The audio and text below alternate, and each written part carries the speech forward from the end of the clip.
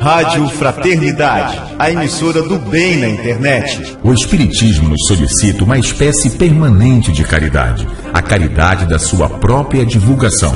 Emmanuel. www.radiofraternidade.com.br 24 horas ligadas em você com uma programação diversificada.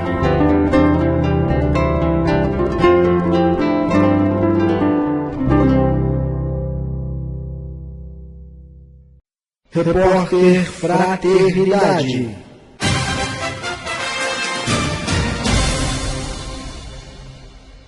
Amigo ouvinte da Web Rádio Fraternidade, as nossas saudações em Jesus.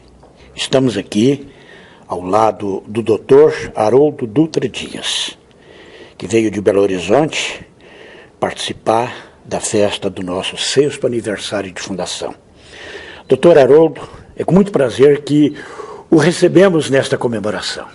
Senhor, eu que fico muito feliz de poder fazer parte da história da Rádio Fraternidade, que nós temos plena consciência do trabalho que essa rádio desenvolve, levando consolo, esclarecimento e replicando centenas de palestras, de estudos por todo o mundo.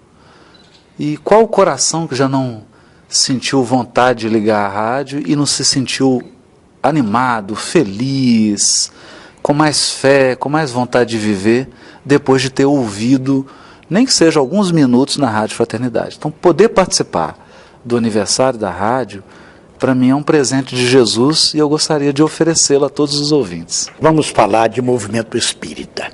Como o senhor avalia o movimento espírita brasileiro na atualidade? O movimento espírita brasileiro é um reflexo do trabalho que os espíritas já desenvolveram nos seus corações. Então eu não posso dizer nem que ele é bom nem que ele é ruim. Ele é o que é. O que nós podemos dizer é que se nós quisermos aprimorar o movimento espírita, nós precisamos intensificar a evangelização dos nossos corações. Porque não há ação externa que consiga substituir o trabalho interior que cada um de nós tem que fazer em si mesmo. Mas é preciso dizer que há muitos trabalhadores.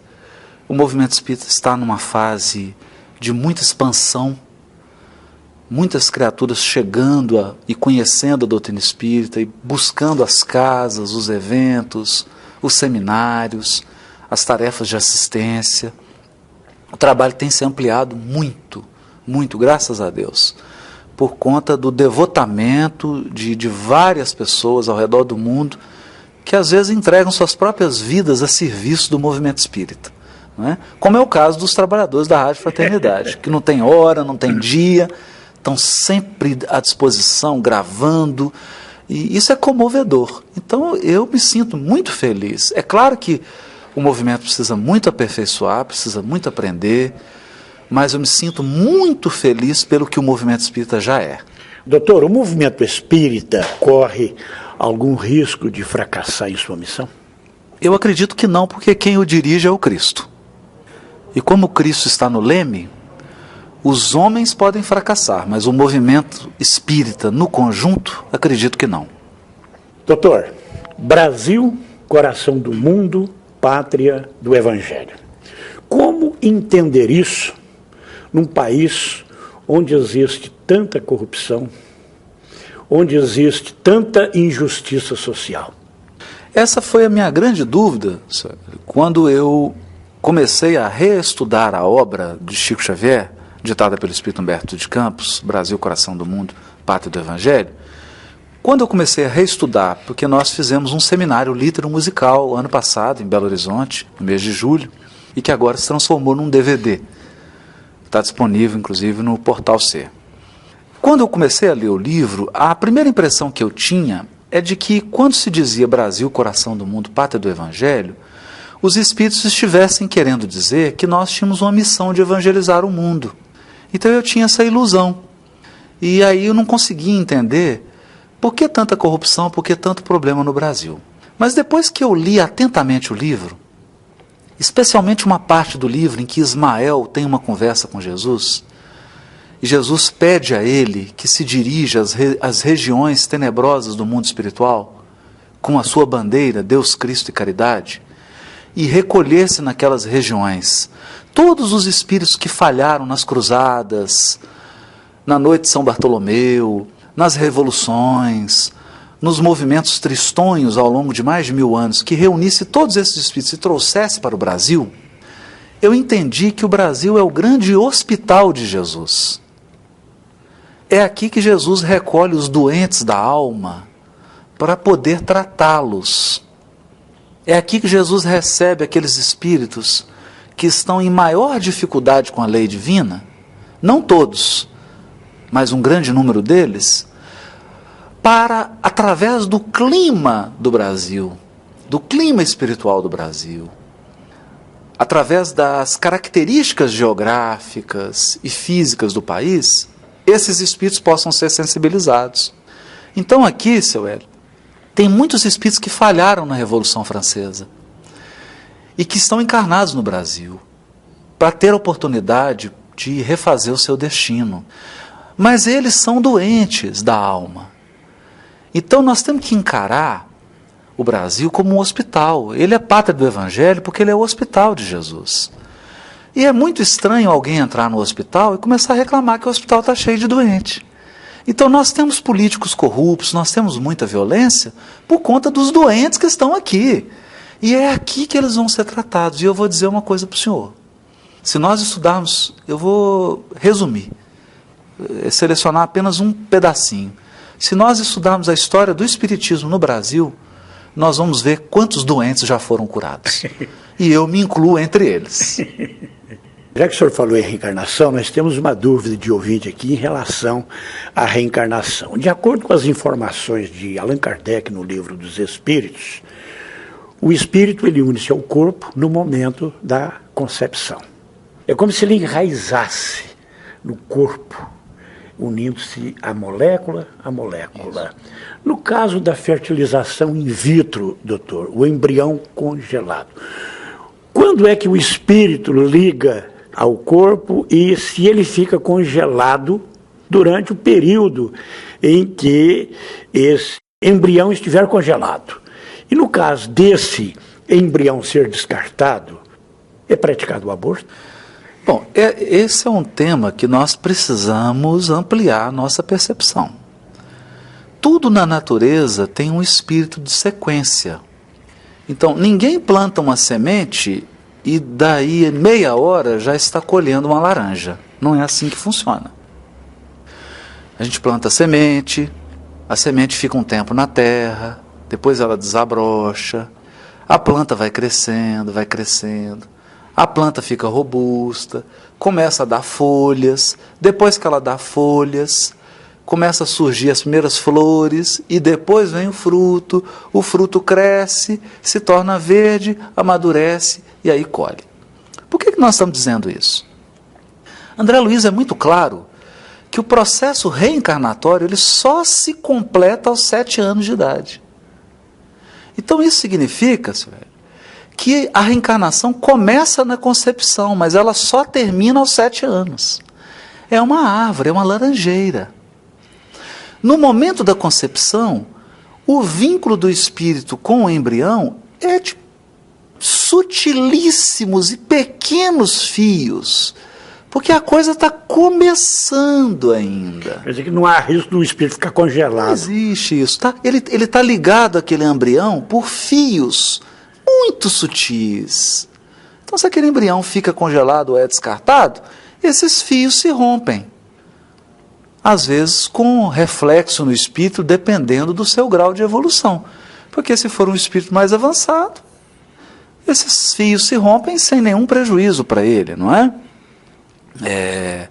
Então é preciso que a gente coloque as coisas nesse grau de prudência, porque senão nós vamos virar um movimento fanático, uma fé fundamentalista. E a fé da doutrina espírita é uma fé raciocinada. Então, o aborto, que a doutrina espírita adverte como crime, é o aborto consciente, aquele que a pessoa interrompe a gestação por maldade, ou por medo, por insegurança, por falta de confiança na lei divina, acreditando que por estar grávido, por ter surgido a gravidez, Deus não vai amparar, não vai sustentar aquelas vidas e acabam cometendo esse ato. Não é? Mas tudo há uma gradação. Nem todo crime é igual. Tem os atenuantes. Isso é o que a fé raciocinada nos propõe. Cada caso é um caso e tem que ser analisado com muito cuidado porque tem suas agravantes e suas atenuantes. E a reencarnação começa na concepção, mas ela só termina aos 7 anos. Então existe um processo igual da sementinha até chegar à laranja madura. Quais os hábitos que nós, os espíritas, devemos desenvolver todos os dias para nos proteger assim diante das influências do mundo? O primeiro hábito que os espíritos nos recomendam é o hábito da prece. Prece antes de levantar da cama, prece antes das refeições, prece antes de iniciar atividades e prece ao se recolher, ao dormir, para se preparar para o desdobramento e para o que vai acontecer durante o sono físico. Não precisa ser uma prece longa e nem precisa ser uma prece cheia de palavras vazias, mas tem que ser uma prece de coração. Pode ser uma prece com 5 palavras, mas se forem pronunciadas com fervor, com afeto, com sentimento, a prece tem um poder de nos conectar com as forças superiores que dirigem o nosso destino. E elas nos imunizam contra essas energias que circulam no ambiente. Outro hábito que os espíritos recomendam muito é o hábito da respiração. Respirar adequadamente. Está lá em André Luiz. Porque através da respiração nós absorvemos nutrientes físicos e espirituais. Está lá em Nosso Lar. Através da respiração nós assimilamos forças que os encarnados ainda não são capazes de avaliar. O André Luiz fala que os espíritos encarnados, muitos deles se alimentam apenas de princípios etéricos, né? Exatamente, absorvidos através da respiração. Então dar uma atenção para a respiração e tomar muito cuidado com o que a gente sente, com o que a gente pensa e com as nossas palavras. Porque a gente acredita que, cuidando disso, nós vamos criando uma resistência, vamos criando uma proteção natural contra essas energias que estão aí e que a todo momento estão tentando nos envolver. Temos agora uma pergunta de um companheiro nosso evangélico. Que prazer. Ele manda perguntar ao senhor o seguinte: como devemos entender a afirmação evangélica de que o Cristo morreu para a remissão dos nossos pecados? Na leitura e interpretação que nós temos aprendido com a doutrina espírita, a noção de pecado é diferente da visão tradicional da teologia. Para nós, o pecado, cuja raiz é errar o alvo, isso significa pecado, o pecado do homem é afastar-se de Deus. Toda vez que nós nos afastamos da providência divina, toda vez que nós perdemos a conexão com Deus, mas Deus que está dentro de nós, Deus que se manifesta na nossa consciência, nós estamos no chamado pecado. É um símbolo. Porque o afastamento de Deus, ele gera medo, ele gera culpa, ele gera egoísmo, ele gera orgulho. E o medo, a culpa, o egoísmo e o orgulho são as raízes de todos os males da terra. Quando Jesus veio ao orbe, ele deu um exemplo do que é ser uma criatura 100% conectada com Deus. Então ele nos ensinou, através da vida dele, a remover esse grande equívoco da humanidade, o pecado, que é o afastamento de Deus. É por isso que a vida de Jesus é um forte impulso para que a gente cure o nosso afastamento de Deus e, portanto, Ele consegue redimir o nosso pecado, redimir o nosso grande erro, nos aproximando de Deus. A mensagem central do cristianismo é Deus Pai. Deus é Pai, um Pai amoroso, um Pai que cuida de cada um dos seus filhos com infinita sabedoria, com infinito amor, com infinita justiça e com infinita providência, cuidando de cada detalhe da nossa existência. E se nós estivermos numa posição interior de afastamento, nós não conseguimos perceber Deus, porque Deus é tão simples que Ele é invisível. Doutor, essa pergunta aqui é de um companheiro nosso da Web Rádio Fraternidade. Ele diz o seguinte: André Luiz deixa entender no livro Evolução em Dois Mundos que temos 200 mil anos de evolução na raça humana. Esta informação está correta? Pergunta ele. Ou ele entendeu errado? Porque, ouvindo o senhor num seminário, o senhor pediu para a gente imaginar o que éramos há 900 mil anos atrás. O que nós dissemos lá, que André Luiz fala no livro Evolução em Dois Mundos, é que a espécie humana tem, nas características que ela se encontra hoje, do Homo sapiens até hoje, pouco mais de 200 mil anos. Porque é bom frisar, senhor, que na Terra nós temos mais de 3 milhões de espécies biológicas. Peixes, répteis, outros animais, quadrúpedes, mamíferos, né? E o homem é uma das espécies.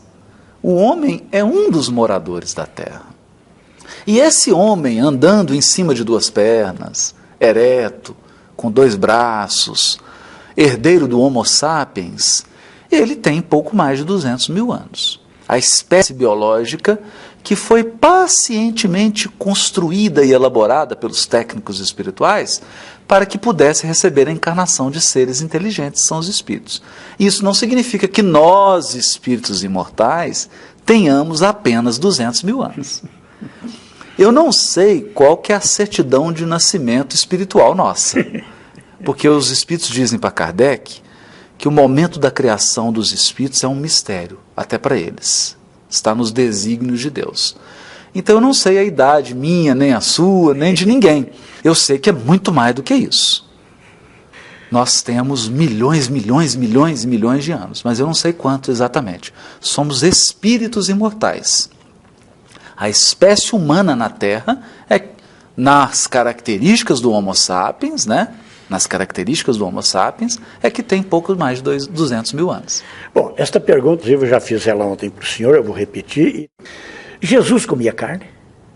Os evangelhos narram Jesus multiplicando os peixes, multiplicando os pães, se alimentando com os discípulos. Narra Jesus na última ceia, dizendo: anseio muito comer essa Páscoa convosco. Então Jesus se alimentava como as pessoas do seu tempo, porque ele deixou no Evangelho, seu Hélio, a resposta para essa pergunta. O que contamina o homem não é o que entra na boca, é o que sai dela. Então não importa o que você está comendo para a pureza do seu espírito. Importa o que você está comendo para o seu equipamento físico. Porque você pode estar ingerindo uma substância, um alimento, que vai te dar diabetes, que vai provocar hipertensão, que vai viciar o seu organismo físico, que pode até levá-lo à desencarnação. Mas o que define a pureza do espírito não é o que entra na boca, é o que sai dela. O que Jesus queria dizer com isso é que você não se torna uma pessoa melhor só porque você não come carne. Você se torna uma pessoa melhor quando você ama o seu semelhante. E esse é o critério. Esse é o critério. É claro que um dia, diz Emmanuel no livro O Consolador, um dia nós seremos capazes de eliminar a carne da nossa dieta. Mas isso precisa ser consequência, não causa. Consequência de um aperfeiçoamento do espírito E uma vez que o espírito se aperfeiçoa, o seu corpo físico, o seu perispírito se aperfeiçoa. E quando o perispírito se aperfeiçoa, ele não vai necessitando mais da carne. Nós temos hoje tantas crianças que já estão nascendo e que não comem carne, elas já não têm necessidade. Já criaram um hábito, já estão com o organismo mais adequado a uma dieta diferente. Já é a nova era que se aproxima, onde a gente vai eliminar isso. Mas isso não deve ser feito de uma maneira inconsciente. É preciso muito cuidado, acompanhamento médico. A criatura que se lança numa dieta precisa acompanhar o seu corpo físico para que ela não se entregue a um fanatismo religioso. Então, no futuro, nós nos alimentaremos de carne? Não. No futuro, tudo vai mudar. Mas no futuro nós nem teremos corpos. Os espíritos superiores nem corpo físico têm mais. Eles não têm mão, não têm olhos, não têm perna. Então nós temos que aguardar, porque a evolução não dá saltos. A evolução é um caminhar seguro e lento, porque Deus faz tudo com preparação e a natureza tem um espírito de sequência. Mais uma vez, nada dá salto. Você planta a semente e vai colher só daí um tempo. Então, vamos respeitar, cada um respeite o outro. Se a pessoa tem necessidade da carne, tem pessoas que se deixarem de comer carne adoecem. Tem outras que se comer a carne adoecem. Então, vamos nos respeitar, porque isso não é o mais importante. O mais importante é o que sai do nosso coração. Isso é o mais importante. Nós sabemos que a sua agenda, doutor, ela está muito carregada para este ano de 2015.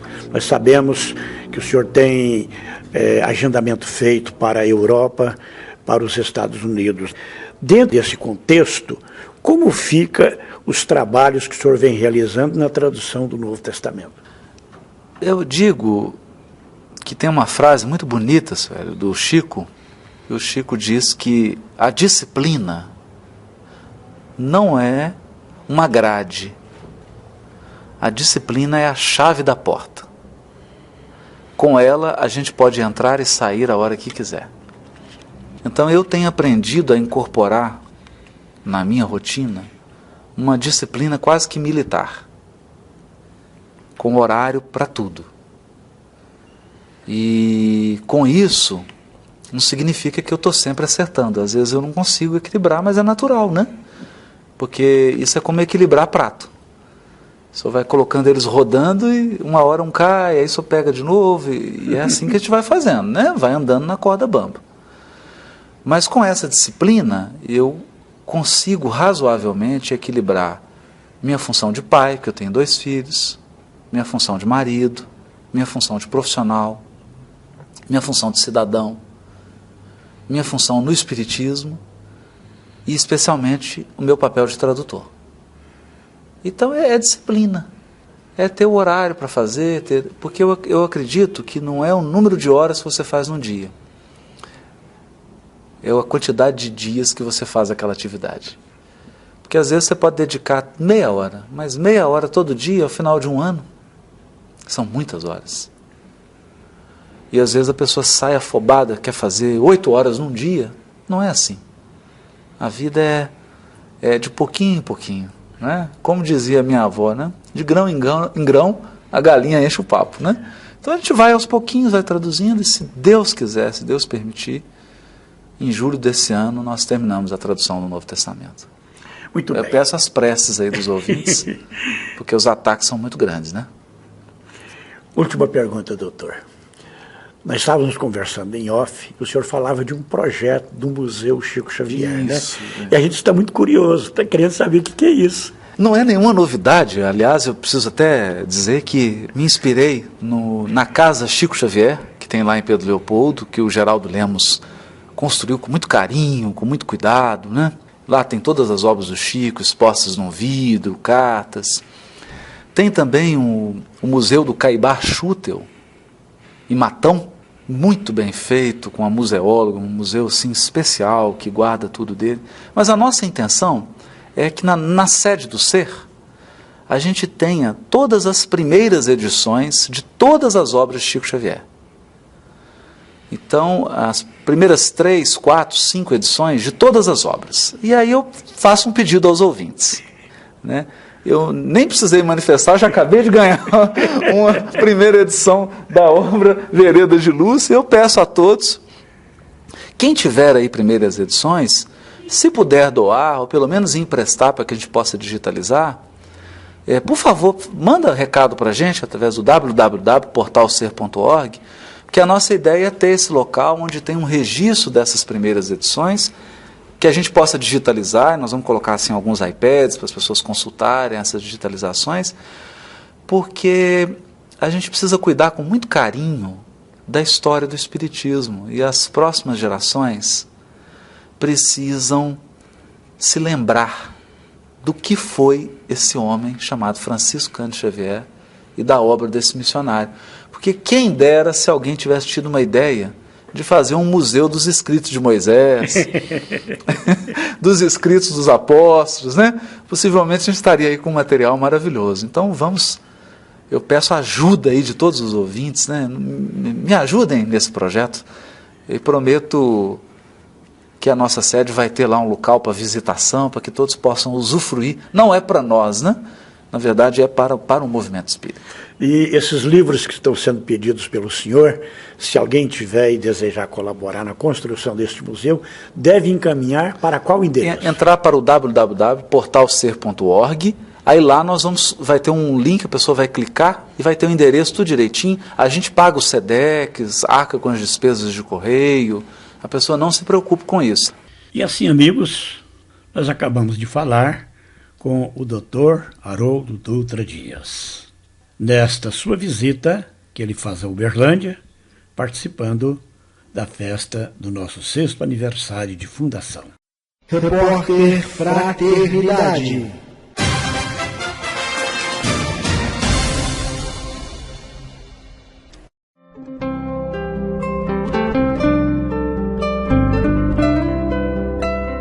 Rádio Fraternidade, a emissora do bem na internet. O Espiritismo nos solicita uma espécie permanente de caridade, a caridade da sua própria divulgação. Emmanuel. www.radiofraternidade.com.br 24 horas ligadas em você com uma programação diversificada.